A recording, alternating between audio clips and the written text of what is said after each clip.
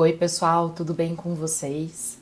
Bom, domingo estou aqui para finalmente fazer o vídeo de leituras e novidades na estante de julho e agosto.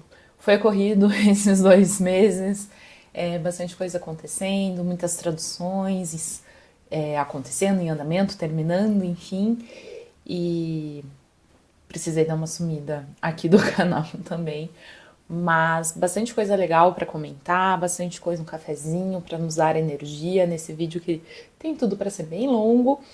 E é isso. Vamos lá, então, começo de julho, que parece uma eternidade atrás. No comecinho do mês eu fui para Barcelona. Foi muito legal conhecer a cidade. Eu fui para um evento, eu fui para um colóquio europeu de tradução feminista, apresentei um trabalho, assim, um trabalho resumão da tese, assim, foi muito gostoso apresentar o trabalho agora que já sou doutora, e tem uma certa segurança, né, em apresentar um trabalho que já terminou, no sentido, né, de pelo menos essa etapa, né, eu acho que eu não acabei de explorar ele, né, que publicar esses resultados, enfim, o nosso pensamento sempre evolui. Mas enfim, né, já acabou esta etapa do trabalho e poder apresentar, assim, num evento de um tema que é tão central, assim, foi muito importante para mim. E ver as outras pesquisas também, anotei muita coisa, muita gente fazendo pesquisa muito interessante, então foi muito gostoso ir para lá e ter esse momento, e tirar uns diazinhos para passear também, é claro. E eu sempre gosto, né, quando dá, eu gosto muito de ler um livro relacionado, né, ao lugar que eu tô indo. Escolhi então A Irene Zola, Te Dei Olhos e Olhaste as Trevas, um livro que saiu pela Mundarel com tradução do Luiz Reis Gil, que é uma autora da região da Catalunha. E foi uma leitura interessante. Eu vou dizer que eu tive alguns problemas com o livro enquanto eu estava lendo ele e pensando em retrospecto, olhando minhas anotações. Mas, nossa, cara, mas foi um livro muito bom. Enfim, vamos lá. A gente tem aqui um grupo de mulheres. Elas são meio parentes, meio filhas, mães, vós, mas algumas pessoas parecem que só aparecem, se agregam a essa família também. E essas histórias que vão acontecendo, uma delas está morrendo e eu acho a descrição que a autora faz desse momento de morte, de companhia, de cuidado, muito bonita, muito bem feita, muito atenta. E eu identifiquei muitas coisas que eu senti, que eu vivi em momentos parecidos nessa experiência. Isso foi muito catártico, foi muito bom. E toda essa história é permeada de fábulas, de coisas um toque meio mágico. Eu não diria que ele é tão realismo mágico, eu acho que ele é um pouco mais pirado que isso, assim. Mas tem essas coisas de lenda, de contos, de superstições que vão se acumulando, assim, na história. Ela faz uma coisa que eu acho que me lembra um pouco a leitura de 100 Anos de Solidão, que tem essas coisas, essas camadas que vão se acumulando de gente, de histórias, e vão construindo essas narrativas. Eu acho que ela tem um clima parecido. Só que as histórias que ela tá contando pra gente tem um toquezinho um pouco mais mágico, assim, elas têm uma coisinha um pouco mais de fábula, né? Na página 36, por exemplo, tem um trecho que eu gostei muito, que é o jeito que ela vai descrever um micro-ondas. Ela fala assim: o sininho da urna soou de novo, e a Marta mergulhou um saquinho de ervas dentro da xícara de água. Deu uma última mordida no pão com manteiga e plá, plá, plá, plá, plá, plá, continua.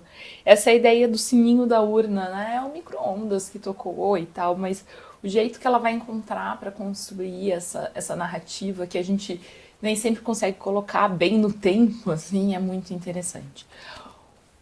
Então, quando eu olho essas anotações e eu lembro disso tudo, é um livro que eu gostei. Mas, durante a leitura, né, o sentar e ler ele de fato, me cansou um pouco. E eu acho que é principalmente por causa das vírgulas. É uma autora e uma tradução, consequentemente, que usa muitas vírgulas. E elas criam um ritmo que tiram a gente desse ritmo esperado da linguagem. E foi uma coisa que, durante a leitura, eu não lidei tão bem, não dialoguei tão bem com essa estratégia. Mas, como eu disse, né, fez com que a minha leitura ficasse um pouco mais lenta. É uma leitura que se estendeu por bastante tempo. Mas eu lembro bem do livro, assim, depois que passou e eu refleti sobre ele e lembrando agora, é um livro que eu gostei.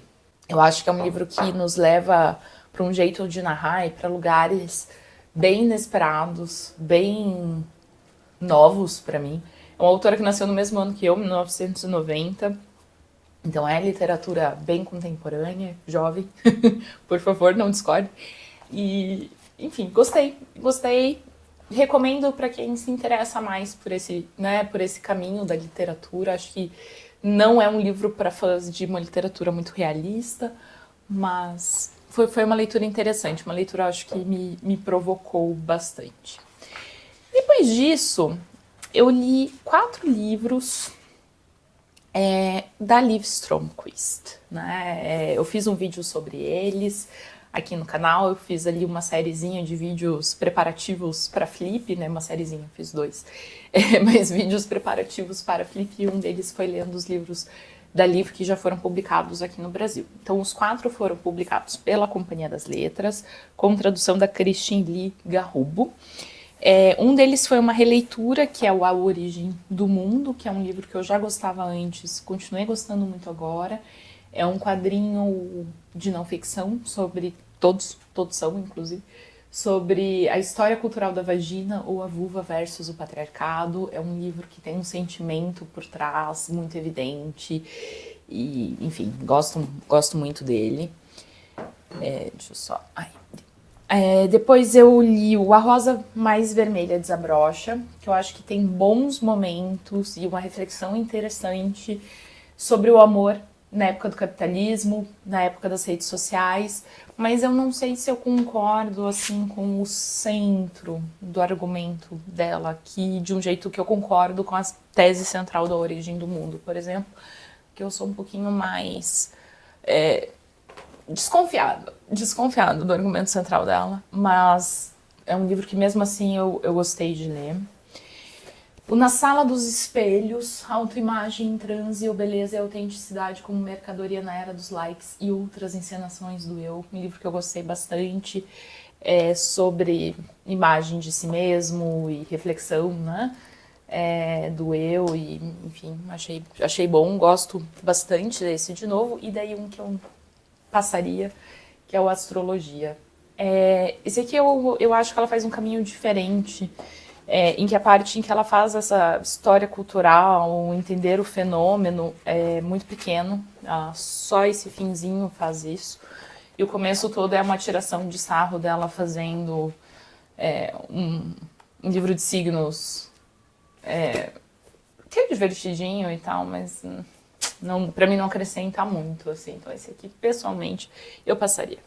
Mas enfim, quem quiser ver mais sobre essa leitura dos 4 livros e comentários um pouco mais aprofundados, mais específicos, eu vou deixar o link pro vídeo. Depois disso eu queria ler algo rapidinho, divertido e tal, e eu fui pro Swimming in Paris, da Colombe Schneck, que é uma escritora francesa, aqui em inglês com tradução da Lauren Elkin e da Natasha Lira, pela Penguin, mas já existe... Esse aqui é uma junção de 3 livros da Colombe. Um deles, o primeiro deles, chama 17, já foi publicado aqui no Brasil pela Relicário. Eu não sei de cor quem que traduziu, mas eu vou deixar as informações. O segundo chama Friendship, Amizade, e o outro Swimming, a Love Story, então nadar, uma história de amor. Eu tinha interesse particular nesse último, o Swimming, por isso que eu comprei a edição em inglês, porque o Swimming ainda não foi publicado aqui no Brasil. Eu nado, não sei se eu já falei sobre isso aqui, eu nado, já tem quase 2 anos que eu nado, e quando eu vi a sinopse, vi que tinha a ver com natação, eu fiquei interessada por causa disso. A verdade é que tem pouco a ver com natação, mas enfim, vamos lá. 17 é um livro que ela dedica para Annie Ernaux, e ela vai falar sobre a experiência dela com o aborto. ela tá numa geração já bem diferente da Annie Ernaux, o aborto aqui é permitido, então tem ali uma ruptura muito grande, né, da luta que a geração da Annie Ernaux teve para legalizar o aborto na França, para o momento que ela chega aqui, de poder acessar isso sem muitas dificuldades. Ela vai retratar, e essa parte é legal de ler, na realidade o Seventeen tem uma parte para quem gosta dessas histórias sobre a França, principalmente essa França mais libertária, assim, que existiu. Eu acho que tem um ponto de interesse no Seventeen, porque ela é da geração que já veio de pais muito liberais, assim. Então, como que foi essa experiência, eu acho que é algo legal de acompanhar nesse livro. E uma coisa que eu gostei dela falar nesse livro é que ela sente esse choque porque a gravidez faz com que ela se dê conta pela primeira vez que ela não é igual aos homens, aos meninos, né? É o momento que ela se vê como diferente, como alguém que tem uma vulnerabilidade diferente, e esse é um ponto legal.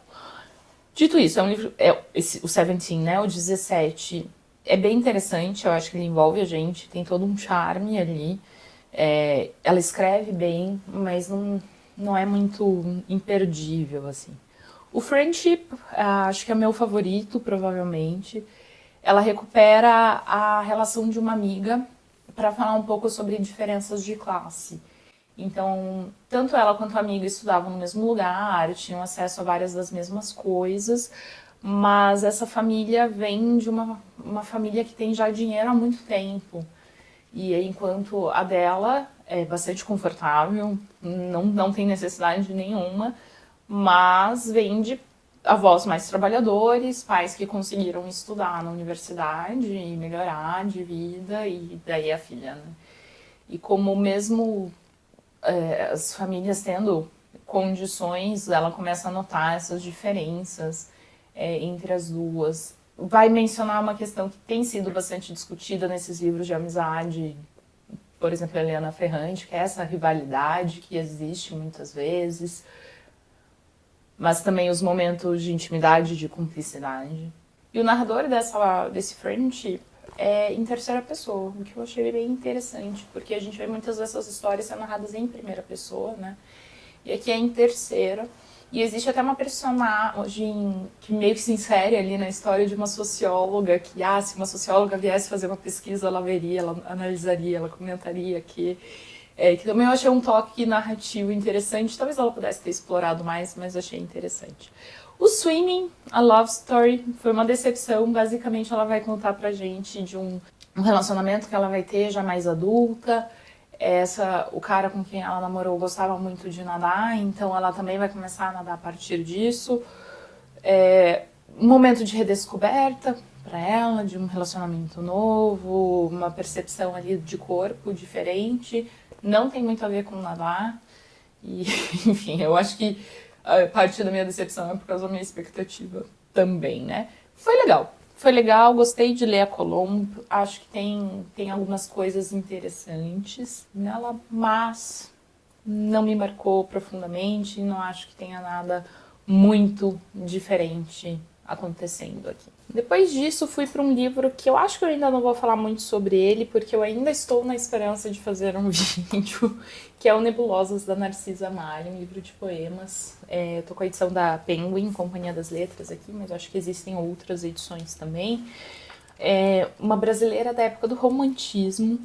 Eu acho que é daquele tipo de livro que eu gostei mais de descobrir o livro, ler sobre a mulher, né? Ler sobre a Narcisa, ler sobre o período, como ela se inseriu, ler a recepção, saber que ela existe, talvez mais do que ler os poemas em si, porque, enfim, quem acompanha aqui o canal sabe, talvez, que não é o meu período literário favorito. E acho que tudo bem, também gostei de ler e de encontrar apesar disso, né? Não é um problema, né? Eu acho que eu também aproveito coisas apesar disso, mas enfim, como faz parte da lista do vestibular da USP, eu me propus a tentar ler os livros, fazer vídeos, então eu acho que eu ainda quero tentar, ainda quero dar uma chance para o projeto acontecer, então vou deixar ele separadinho aqui por enquanto. Depois disso, um ótimo livro, uma grata surpresa. Fiquei muito feliz por ter comprado este livro nos idos de 2014. Está aqui o Stazilândia, da Ana Funda, como funcionava a polícia secreta alemã, com tradução. Nossa, não tá nem atrás a tradução do Sérgio Telaroli. A Ana Funda é uma escritora da Austrália e ela, inclusive, tem um livro novo que eu tô bem interessada, o mais recente dela, que é uma espécie de biografia comentário sobre a esposa do Orwell, que eu achei muito interessante também. Quero ver se eu consigo chegar nele em breve. Bom, esse livro aqui faz parte do minha tentativa também de diminuir os livros não lidos da minha estante, começando com ler livros que estão parados aqui desde 2014. Então eu já fiz um vídeo aqui no canal achando ali os livros, pegando os livros, e esse aqui é um que estava nessa pilha e foi muito gostoso de ler esse livro. É um livro-reportagem, faz parte dessa coleção de jornalismo literário da Companhia das Letras. Eu gostei muito porque ela tem uma primeira pessoa, tem uma voz dela, contando pra gente como, por exemplo, ela se mudou pra Alemanha, estava trabalhando lá com jornalismo e ela trabalhava numa função em que ela recebia o feedback dos espectadores. E muito do feedback que ela recebia é que eles não estavam dando conta de narrar a história do passado da DDR. Isso aqui não é muito tempo depois da reunificação da Alemanha. Então o muro cai em 89, os países se juntam oficialmente, né, se tornam um país em 91.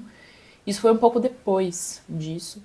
E como o pessoal, principalmente da DDR, achava que eles não estavam fazendo um bom trabalho de retratar essa união e reclamavam da falta de cobertura de certas coisas. E ninguém lá estava interessado muito em fazer isso. Ela repassa isso pro chefe e ele fala, olha, não, a gente não tem interesse nisso, a gente é um país só, e papapá. E ela vai, então, ela mesma atrás dessas histórias. E ela se coloca, então, né, como essa pessoa que viveu isso, que percebeu essa ausência de recuperar essa história, que vai pesquisar, mas ela faz isso muito bem. Eu acho que ela faz isso numa medida certa, porque eu tenho visto muitos ensaios e muitos livros de não ficção que trazem esse eu, mas demais, assim, excessivo, de um jeito meio egocêntrico, narcisista. E eu acho que não é sobre isso, né? Eu acho que quando um jornalista, uma jornalista se coloca na história, é para mostrar que não existe essa neutralidade, que parte dessa história é vivida por essa primeira pessoa, né? Por esse narrador em primeira pessoa, mas que também é a história de outras pessoas, que ela também está trazendo a história de outras pessoas, né? E eu acho que ela faz isso na medida certa. E foi muito bom encontrar isso. E outra coisa, eu acho que uma coisa que estava me afastando desse livro é achar que ia ser um livro exclusivamente sobre tortura ou essa parte mais violenta e pesada, e não deixa de ser. É óbvio que isso tá aqui, não dá para ignorar que essa foi uma experiência que existiu com a Stasi na Alemanha, e eu acho que ela não faz isso, mas ela traz uma abrangência maior, né? Não é uma história exclusivamente de tortura. Ela entrevista, por exemplo, o moço que desenhou a fronteira da Berlim e do muro, né? Onde que o muro seria colocado. Ela entrevista, sim, pessoas que foram presas ou torturadas, mas eu acho que é uma abrangência de experiências também de como que era viver nesse país e algumas dificuldades, assim, um caso muito emblemático de uma mulher grávida que teve um filho, que precisou de muitas ajudas, né, que nasceu com uma questãozinha ali de saúde, que precisou de ajuda, foi levado para um hospital da Berlim Ocidental e durante a noite a fronteira foi fechada, o muro, óbvio que não foi o muro inteiro erguido, mas enfim, colocaram os arames e tal. Ela precisou voltar e esse filho ficou internado no hospital e demorou muito tempo para a família conseguir se reunificar. E como né, essas coisas que o Estado deveria facilitar, no fundo, acabam sendo mais complicadas por causa dessa divisão política que, enfim, não fazia muito sentido, né? É um livro que eu recomendo muito. Eu acho que ela conseguiu conversar com as pessoas, trazer essas histórias de um jeito muito vívido, experiências diversas, né? Não é assim, é um livro triste, a gente fica bravo com certas coisas, não é um livro bonitinho nesse sentido, mas acho que não é um livro que retrata uma experiência única também de violência. É uma coisa que eu gostei dela, saiu um pouco desse clichê, né? E, enfim, recomendo, acho que ela fez um belo trabalho de registrar esse momento ali na época que tudo estava em mudança e essas histórias talvez se perdessem, né? Recomendo muito. Inclusive, eu às vezes não gosto quando estrangeiros contam essas histórias de um lugar, eu fico um pouco desconfiado, mas eu acho que nesse caso aqui deu certo, deu bem certo, e eu acho que ter essa pessoa de fora permitiu um olhar diferente, assim, acho que foi uma boa. Bom, depois disso, vindo para uma autora aqui de Curitiba, eu li o Toda a Cabeça de Irmão, da Júlia Reis, um livro que saiu pela Tela-Aranha recentemente, uma editora aqui de Curitiba também. A Júlia vai explorar um pouquinho dessa relação entre irmãos. Então a gente tem uma personagem principal que é a narradora, em primeira pessoa também, que foi chamada pela mãe para visitar a família. Essa mãe está preocupada com o irmão da protagonista, chama essa filha, irmã, para vir agir, conversar e ajudar a situação. E ela tá procrastinando nessa ida, então ela fica ali num lugar meio do caminho um tempo, vivendo com essa angústia, com esse medo, com essa ansiedade de continuar a viagem, de não querer ir, mas de achar que precisa ir, e tal, até o momento em que eles vão se encontrar, esse irmão e essa irmã, e tem um momento ali que eu não vou contar, porque eu acho que precisa ser lido, precisa ser vivido. Mas é um livro que eu gostei muito mesmo. Eu acho que ele tem uma coisa muito de viver essa ansiedade relacionada a esses temas familiares. Eu acho que a Júlia dá conta de descrever muito bem essa coisa que é meio misturada, né? De sentir um amor e um cuidado e querer ajudar ao mesmo tempo, de querer se proteger de certas coisas, né? E querer se poupar de certas coisas. Ela faz essa descrição muito psicológica, mas é muito física também. Então, ao mesmo tempo que tem uma coisa um pouco mais abstrata, tem um espaço muito do corpo. E eu acho que esse equilíbrio é muito bom, assim. E eu gosto muito dessa parte final, da parte que eu não vou falar para vocês. Mas eu acho que ela consegue dar um desfecho muito interessante, porque a gente acaba ficando, né, também apegado com como vai ser esse encontro, o que vai acontecer, o que tem de errado, o que ela vai ter que fazer. Então essas perguntas que a personagem tem, a gente também acaba tendo, e a maneira com que isso se encaminha é muito interessante, muito legal, muito certeiro, eu achei. Então, enfim, quem quer explorar um pouco mais essa imagem de irmãos na literatura, eu acho que é um bom livro para dar uma olhada. E com isso estou terminando o mês de julho e começando a entrar em agosto. Teve Flip, né? Entre Barcelona e Flip eu fiquei basicamente traduzindo muita coisa, tava com umas coisas bem legais, inclusive, para sair. E fui para Flip, fui com pouca bagagem para comprar poucos livros, e acho que comprei poucos livros na Flip, mas tinha um livro específico que eu queria comprar lá, que eu sabia que eu ia encontrar lá, que é o 1000 Milhas, da Tamara Klink, que saiu pela Peirópolis. Eu não tinha encontrado em nenhuma livraria aqui de Curitiba, e eu tenho evitado dar dinheiro pra gente que já é muito rica. Gostei muito, né? Eu li o Nós esse ano, acho que eu li o Nós em março, se eu não me engano, e gostei bastante. A Tamara Klink é a filha do Amir Klink e também viaja de barco, também tá explorando o mundo. de um jeito... Eu nunca li o Amir Klink, mas muito diferente da imagem que eu tenho dele, né? A imagem que eu tenho dele é que ele era uma pessoa muito solitária e essa coisa da exploração era muito também um jeito de sair da sociedade. E eu acho que para Tamara a pegada é diferente, assim, de novo, percebendo pela escrita dela, né? Me parece que ela vê a viagem como um jeito de se provar para si mesma e um jeito de provar e mostrar que o lugar da mulher pode ser este também. E apresentar essa viagem para a sociedade, né? E dizer, sociedade, lide com isso, porque mulheres também podem fazer isso. E eu gosto muito de pensar, né, que o ato de uma mulher viajar também pode ser uma mudança social, uma mudança em paradigmas, né? É uma coisa que eu gosto bastante.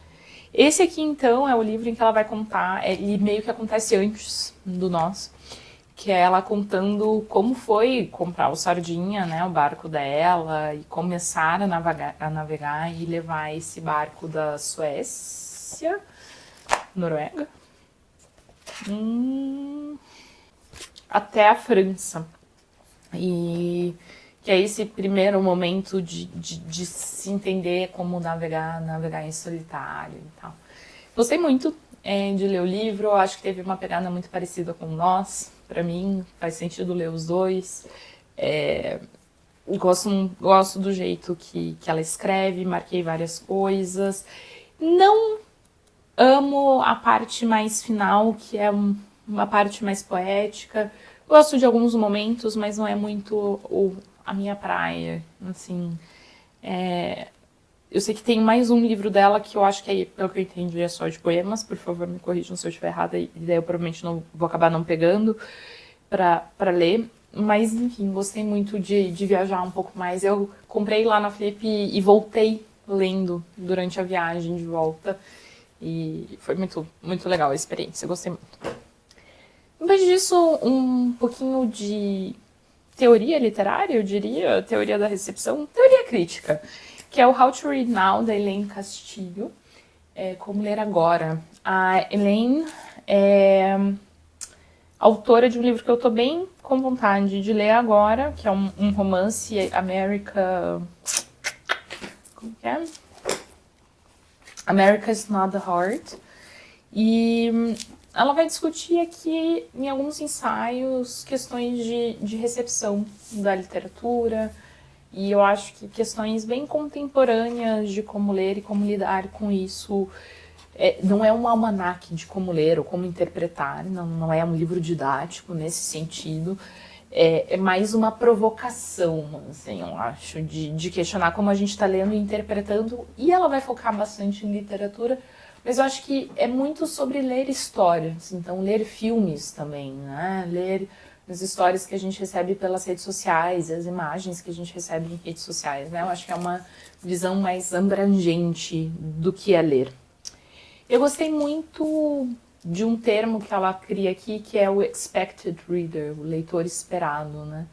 E como muitas vezes o ato de ler, quando a gente faz parte de minorias, é um ato de se ver como não sendo o leitor esperado de uma determinada obra. E aqui a gente está pensando principalmente no cânone, né?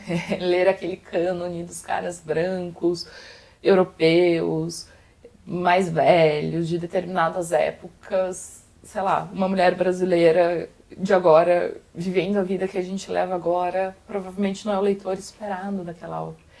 E não sendo o leitor esperado de uma determinada obra, se o jeito com que a gente vai lidar com ela pode ser diferente, né? E a gente pode, talvez deva criticar coisas que talvez escapem e tenham escapado aos leitores esperados dessa obra. E seja confrontados com questões que não tinham sido postas antes. E isso eu gostei. Assim, eu gosto muito do jeito que ela põe tudo isso no papel. É um livro que eu acho que eu vou querer ler de novo, porque ela traz tantas coisas, assim, que eu acho que eu vou querer me aprofundar, assim, em questões e lendo ensaios de vez em quando. Tem por exemplo, tem o título de um que eu gosto muito, que é Ler nos ensina empatia e outras ficções, né? Essa ideia de que quem lê se torna mais empático. Leitura necessariamente melhora as pessoas como indivíduos, que não é necessariamente verdade, a gente sabe disso. Enfim, pensar várias coisas. Como eu acho que todo livro de ensaio é um pouco instável, tem um que ela fala sobre a Joan Didion. Eu acho que ela fala coisas que eu concordo um pouco, que acho que a Joan Didion tem seus pontos legais, mas tem um pouco alguns limites também. Mas eu acho que ela se aprofunda muito. Assim, e como uma leitora não fã de tudo que a Joan Didion escreveu, eu acho que me cansa um pouco também ler sobre a Joan Didion, por exemplo. Mas eu gosto de muitas coisas dele, e o jeito também com que ela vê a questão do cancelamento, assim, de autores, de tipo, como dividir autor e obra e tal, né? E um dos argumentos dela, que eu acho que já é uma coisa que me ocorreu, mas que ela acho que fraseou muito bem também, que é a lógica. Tá, você tá lendo alguém que foi uma péssima pessoa há muito tempo atrás, que nem tem direitos autorais mais, né, que tá com os direitos autorais abertos e tal, talvez não faça tanta diferença, até porque você pode se engajar com esse texto de diversas formas. Mas no mundo de hoje, quando a gente está consumindo como a gente gasta o nosso dinheiro determina muitas prioridades dentro do capitalismo, no fundo a gente estar consumindo obras de pessoas que a gente não concorda, a gente acaba dando dinheiro para essas pessoas também e, de certa forma, bancando, né, essas escolhas, essas posturas. E o problema, no fundo, é esse, né?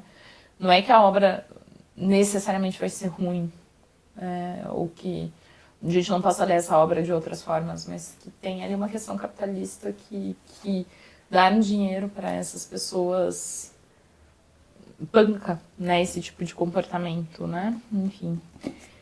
Gostei bastante. Fez muito sentido para mim ler esse livro, até porque eu acho que ela parte de um princípio com o qual eu concordo muito, que é olhar só para um texto, fazer uma análise de texto, uma interpretação textual, é extremamente importante, muito legal, e a gente precisa fazer isso. Mas também pensar que a literatura não existe isolada de um mundo, que tem várias questões, os textos que estão conversando com a época em que foram escritos e várias questões que vão conversar com a época que a gente está lendo. E que pensar nessa situação mais ampla faz talvez com que a literatura faça mais sentido pra gente, e a gente consegue englobar o fenômeno de uma maneira muito mais completa do que ficar exclusivamente dentro, né, das minúcias técnicas de um texto, que não é não válido, só é mais nichado, mais específico. E essa visão um pouco mais abrangente eu vejo como muito bem-vinda, e me parece que a Elaine também vê, né, como necessário. Bom, depois disso, fiquei meio travada nas leituras, começou o semestre, né, muito trabalho, enfim. E resolvi ir para uma autora que eu gosto, que tinha um livro aqui na estante para eu ler, que é a Catarina Furtman, com A Ligação. Tradução da Érica Nogueira Vieira, saiu pela Fósforo. Tem um subtítulo, esse livro, A Ligação ou Uma Transa Gostosa. Gostei bastante também, mas eu ainda gosto mais do primeiro livro que eu li da Catarina, que é A Consulta. Tem um impacto maior para mim. A consulta a gente acompanha uma espécie de monólogo de uma pessoa que está se consultando no médico. A gente sabe que tem algum tipo de procedimento, consulta ginecológica acontecendo, e tem todo ali um monólogo sobre ânsias com questões de ser uma pessoa alemã que saiu da Alemanha e que vive com toda essa questão de ser migrante e pensar sobre o passado da Alemanha e o que significa ser alemão e tal. Esse aqui tem questões parecidas, ele também acontece num período curto de tempo, também tem essas pessoas que saíram de seus países e estão na Inglaterra, estão em Londres, Então também tem um ambiente parecido de estrangeiros, assim, que também é uma coisa que a gente vê lá. Aqui a gente tem o Jimmy, um moço aparentemente jovem, obeso, que vem de uma família italiana, mora em Londres. E ele trabalha numa empresa de telemarketing. Na realidade, ele não faz marketing por telefone, ele atende ligações do departamento de turismo para receber reclamações de pessoas que contrataram serviços e estão tendo algum problema na sua viagem. Então ele atende essas ligações e há um espaço que tem pessoas que falam diferentes línguas justamente para atender clientes de diferentes línguas também. Por isso um ambiente muito internacional. E a gente vai tanto pela interação dessa personagem com as ligações, quanto com a interação dessa personagem com outros colegas, a gente vai entendendo que essa é uma pessoa que tem muitos traumas, muitas questões complexas, está tentando lidar com isso no seu dia a dia, e que essas interações muitas vezes são muito difíceis para ele. E toda uma questão ali de sexualidade, de identificação com o corpo, de relação com a mãe, que é muito complexa. E como isso vai atrapalhando esse dia a dia, né? Isso tudo vai culminando em comportamentos nem um pouco adequados para um ambiente profissional, mas que também, além disso, eu acho que muito mais sério que isso, comportamentos prejudiciais à própria personagem, né? E, enfim, foi interessante. Eu gosto muito. Acho que a Catarina tem uma coisa que eu gosto, que ela é esquisita, é desconfortável, não tem medo de escrever essas coisas esquisitas. Ela tem, ao mesmo tempo, uma coisa meio chocante, mas cria personagens muito complexas e muito redondas e muito, assim, que fazem muito sentido, que mesmo absurdas parecem plausíveis, assim. Isso foi uma experiência muito legal de encontrar. Dito isso, eu acho que eu me envolvi mais com as questões de a consulta. Continuarei lendo, porém, Catarina Folha, na torcida para que ela continue escrevendo mais coisas também. A última leitura, terminei de ler ontem de manhã, tá aqui o Sobre a Loucura de uma Mulher, da Astrid Roma, tradução da Mariângela Guimarães, publicado pela Companhia das Letras. Uma autora que também estava na Flip, dá pra ver, né, as falas da Flip ficam disponíveis no YouTube, então se alguém quiser dar uma olhada. Foi muito legal, e ela foi convidada do Clube do Livro Traduzido, então o encontro foi ontem de tarde e foi muito gostoso conversar. Ela, a Mariângela, não ela a Astrid, né? A gente entrevista quem traduz. Aliás, o Clube do Livro Traduzido, para quem não sabe, é um projeto que eu tenho com a minha amiga Manu. A gente se encontra uma vez por mês aqui em Curitiba para discutir um livro traduzido com a pessoa que traduziu. Os encontros são abertos, pode só chegar. E a gente grava essas conversas e tá fazendo um podcast. Eu estou um pouquinho atrasada na edição, a gente já tem 3 episódios para lançar junto com esse daqui. Logo, logo eles vão começar a sair, gente. Eu realmente tô um pouco enrolada nesse período. Mas o Sobre a Loucura de uma Mulher, gente, que livro. Ele é um livro inicialmente publicado em 82. É uma autora que nasceu no Suriname, se mudou para a Holanda na época dos estudos, né? O Suriname é uma ex-colônia. Colônia, eu não sei muito bem. Eu acho que eles ainda têm alguma ligação política com a Holanda. E um livro, então, inicialmente publicado em 82, que vai contar essa história de uma mulher, e isso não é um spoiler, ela casa, a gente sabe isso bem no comecinho, que ela casa e depois de 9 dias quer sair do casamento. Meu casamento durou exatamente 9 dias e o rebuliço que causou em nossa pequena cidade ribeirinha me deixou atormentada por uma vida inteira. E é isso que acontece, ela casa, se sente decepcionada, não quer estar ali, há um aspecto violento nesse casamento e ela vai procurar novas formas de viver e vai ter muitos problemas com a sociedade na qual ela tá. É uma história que se passa ali mais ou menos por 50, 60, mais ou menos. E ela vai... Enfim, é isso. Eu gosto muito... O livro nos provoca bastante. Ele tem um ritmo diferente. é cronologicamente não linear, então a gente tem que montar muito as peças de um quebra-cabeça para entender o que está acontecendo, porque as coisas vão aparecendo meio de repente, e a gente, não, mas espera aí, de quem que ela está falando aqui? É alguém que não tinha surgido na história ainda, mas depois ela vai explicar.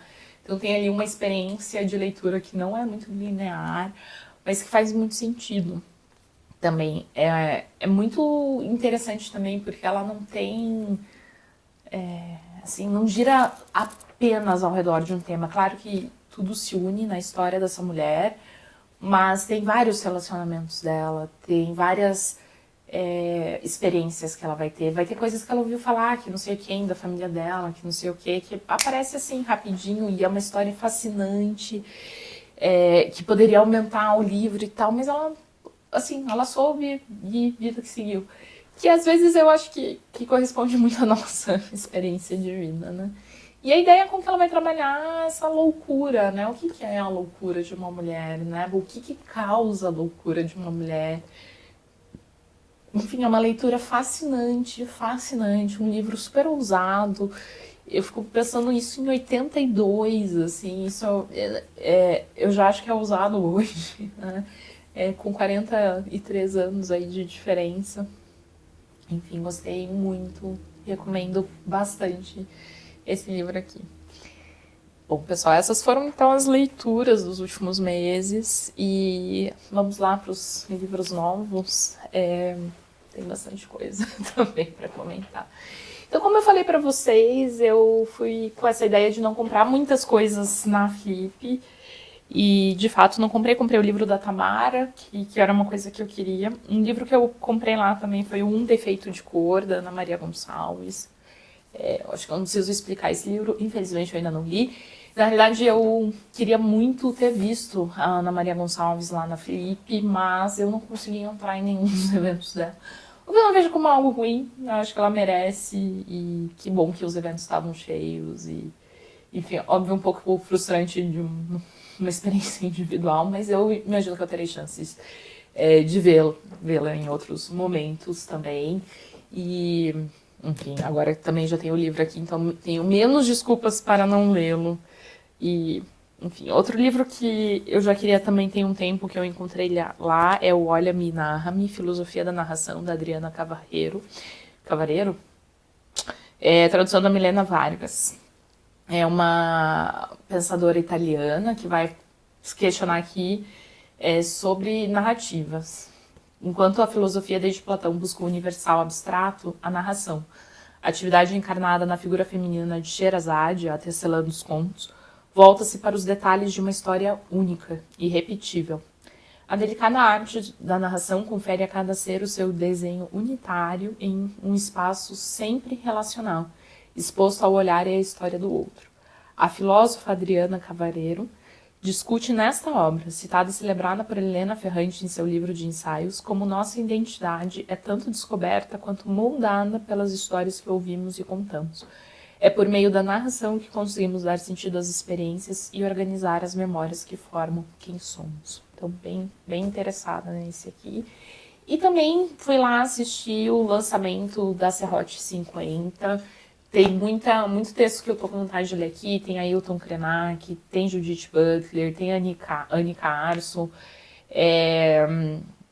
Então, tô animada para ler esta edição também. Um livro que eu não comprei na Flip, mas comprei por causa da Flip, comprei na feira de livro do Sesc, que teve aqui em Curitiba.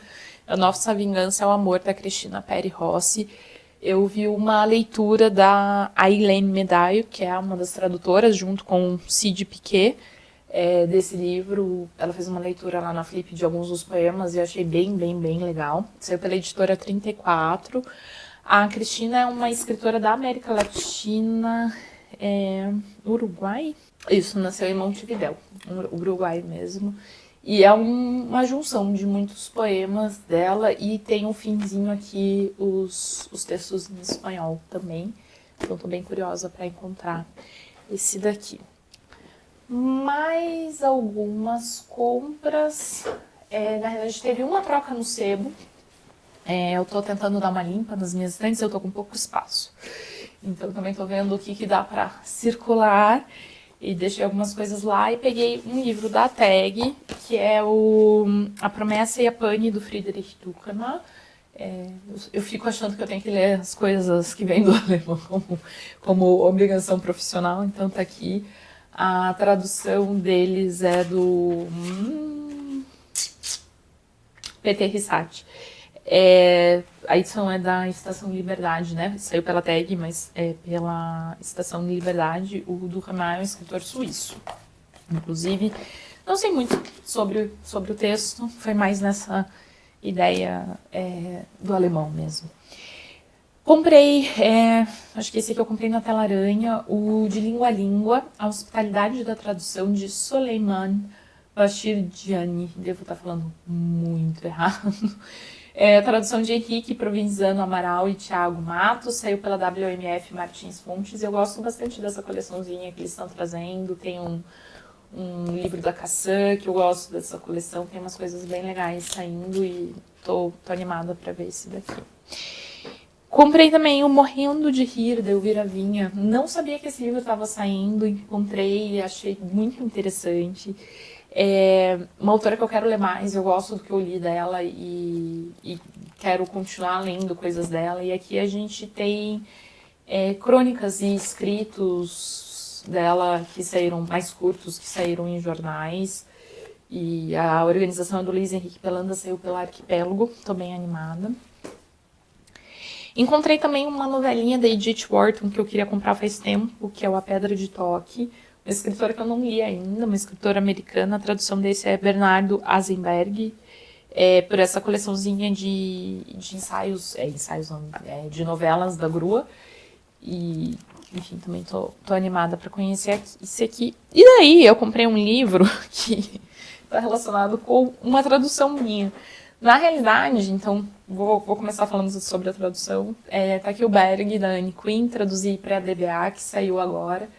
E esse livro foi uma grande surpresa, né? A editora entrou em contato comigo e encomendando a tradução desse livro. Eu não conhecia a Anne Quinn, mas é uma autora pela qual eu estou fascinada. A escrita dela é muito interessante, foi um grande desafio. Ela tem um trabalho de linguagem, principalmente relacionado aos diálogos e a maneira com que ela interage os diálogos com o narrador, que é muito interessante. E, inclusive, vem coisa muito boa logo mais.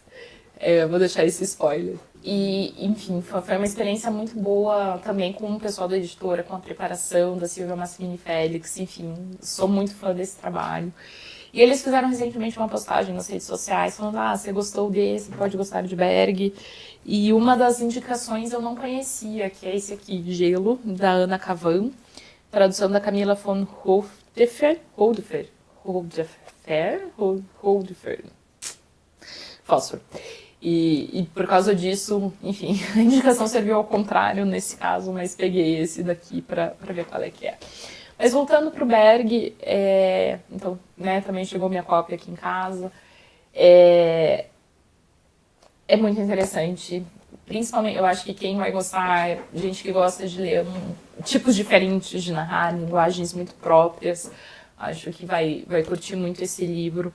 Ele tem uma coisa muito confusa nele, assim, mas de um jeito bom. Um confuso bom, assim, um confuso de a personagem estar confusa e a linguagem acompanhar isso, assim, que eu gosto muito. Então, tá aqui mais uma tradução saindo.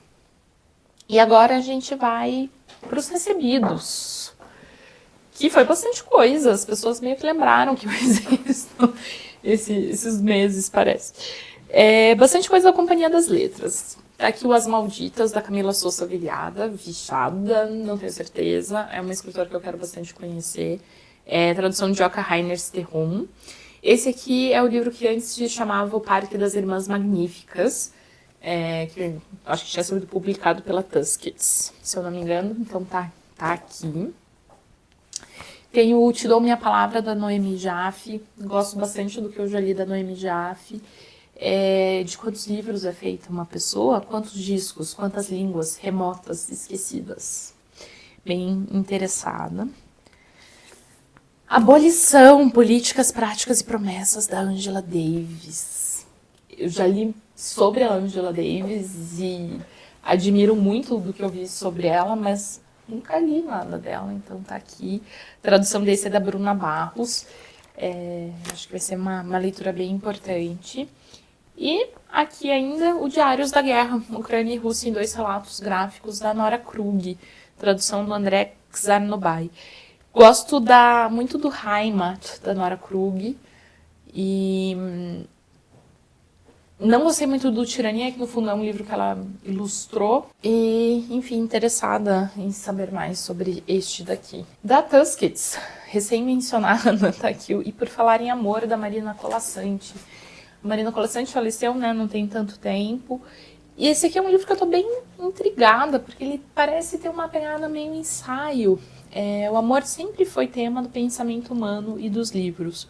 De Ovidio Barthes, ele foi descrito, analisado, romantizado, quase sempre sobre o ponto de vista masculino. Marina Colasanti, uma das autoras mais aclamadas do Brasil contemporâneo, propõe outra abordagem. Com linguagem clara, envolvente e profundamente pessoal, Marina reivindica para a mulher um lugar de escolha, respeito e liberdade. A autora percorre, nesta edição póstuma de E Por Falar em Amor, as etapas do encontro amoroso, o desejo, o encantamento, o conflito, sem perder de vista o que há de estrutural por trás do afeto, o modo como fomos ensinados a amar, esperar, a ceder. Bem interessada. Recebi também do pessoal da Tusquets o Piscinas Russas, da Renata Belmonte, uma escritora que eu não conheço, de São Paulo, se eu não me engano. Não está claro para mim, mas já escreveu outros livros também, que foram finalistas de prêmios. Enfim, vou dar uma olhada do que se trata. E do pessoal da Globo Livros recebi o Morramos ao Menos no Porto, do Francisco Mota Saraiva, um escritor português, saiu pela Biblioteca Azul. Antônio e Silvina foram casados por 25 anos. Quando Silvina adoece, Antônio vê toda a sua existência girar em torno dos cuidados com a esposa. Tanto que mesmo após a morte da mulher, ele repete a mesma rotina, mantendo seu corpo sem vida como uma prova de que nada mudou. Enquanto tenta se ocultar do mundo, o cotidiano da Ruela, próximo ao porto onde viveram a maior parte de suas existências, segue a sua maneira. Enfim, um autor português novo para a gente conhecer aqui. E um século em 100 crônicas, cronistas que fizeram história no Globo. Uma seleção da Maria Amélia Mello. Tem muita gente aqui. Poucas mulheres, eu diria, mas Fernanda Young, Danusa Leão, né, nas recentes. Nós temos João Baldo Ribeiro, Otto Lara Rezende, Jô Soares, enfim, são algumas crônicas de muita gente, né? Eu acho que o máximo que tem é umas 4 crônicas por pessoa, às vezes umas 3. E, enfim, acho que interessante para a gente acompanhar aí mudanças do Brasil e acho que um registro, né, importante também do jornalismo.